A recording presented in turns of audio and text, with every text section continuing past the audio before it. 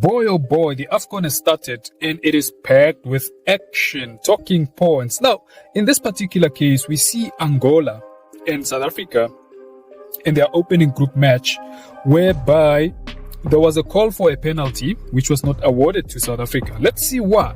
Was this a penalty or was it not a penalty? Was the referee correct in not awarding a penalty to South Africa in this particular case? Let's have a look.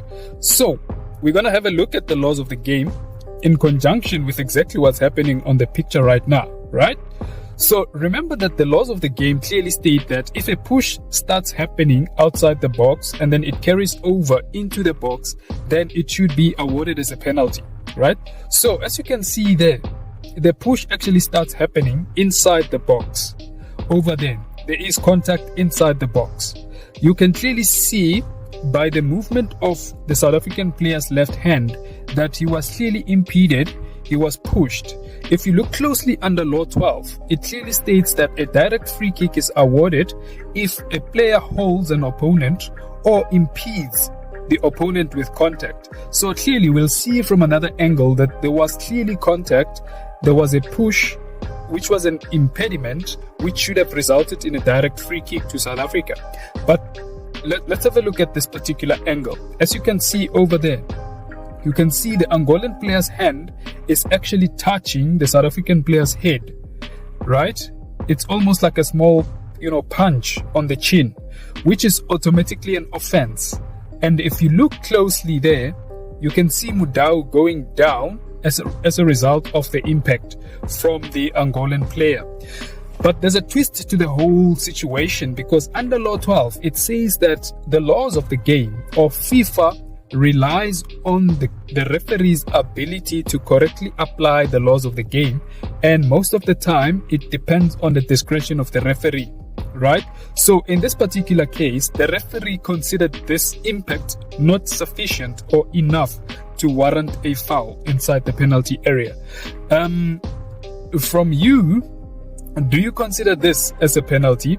Because according to the laws of the game, if you impede an opponent with contact and it happens inside the box, it should be a direct free kick, which should be a penalty. So South Africa here should have been awarded a penalty according to the laws of the game. But according to Law 5, the referee, it depends on the referee's discretion to make the right call in this particular case. So was the referee correct? Where was the VAR in this particular case to look at this incident closely? Because there was definitely contact, there was impediment, and under Law 12, this should have been awarded as a penalty. Let's have a look at the next one. Right, in this particular game between Zambia and Mali, we see the Zambia player committing a foul inside the Zambia box, 18-yard area on the Mali player. So the Mali is in white and Zambia is in orange in this particular case, right? So the laws of the game are pretty clear and straightforward, right? If in the process of trying to win the ball, right, you end up impeding the opponent with contact, and in a manner that endangers the safety of an opponent, then it should be granted as a direct free kick. It's foul play. And if it happens inside the 18-yard area, then it results in a penalty. So in this particular case, the referee did not hesitate in awarding a penalty because it was very clear that the Zambian player clearly fouled the Mali player. Firstly, he comes in from behind. He's showing stats in the process and he makes contact. The key thing under Law 12 is making contact with the player. You can impede a player. You've got the right to your position on the field of play as a player, but the moment you impede a player with contact, irrespective of the proximity of the ball to the action, it should be judged as a foul. So in this particular case, you can see the Zambia player making clear contact with the Mali player, coming from behind, endangering the safety of the Mali player, not playing the ball, but playing the man. So in this particular case, the referee was spot on. This was a correct decision by the referee, a good application of the laws of the game, and correctly so, Mali was awarded a penalty. I think in this particular case, they missed it, but it was a a correct application of the laws of the game in this particular case. Let's have a look at the next one. In this particular case, we see Zimbabwe up against Egypt, and the Egyptian player is in control of the ball, as you can see over there, attacking the Zambia goal, right? So the Zimbabwe player is going to try to impede or try to win the ball, impede the Egyptian player, right?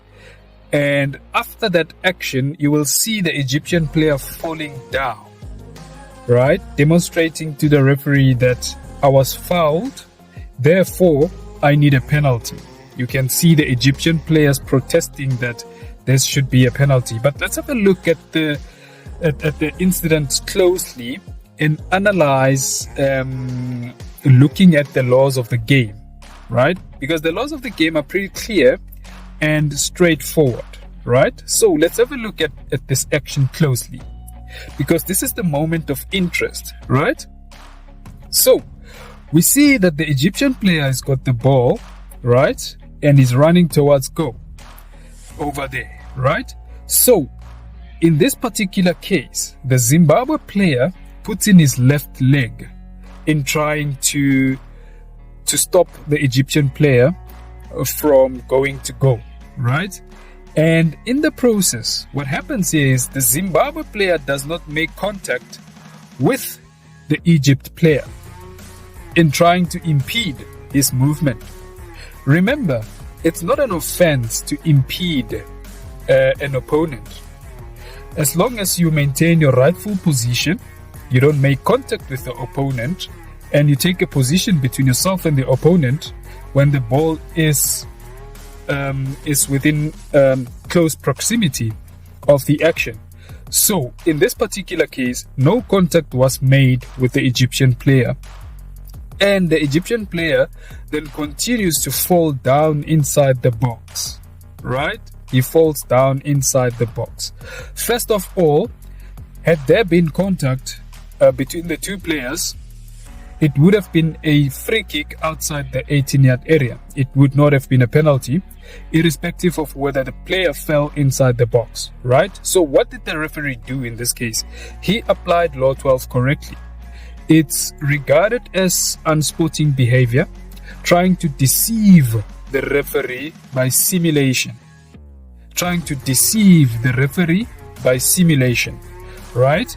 He continues to fall, and then after this incident, the referee correctly issued a yellow card to jersey number 7 of Egypt for simulation, because there was no contact between him and the Zimbabwe player, which the referee correctly spotted. So this was a correct decision by the referee not to award Egypt a penalty in this particular case.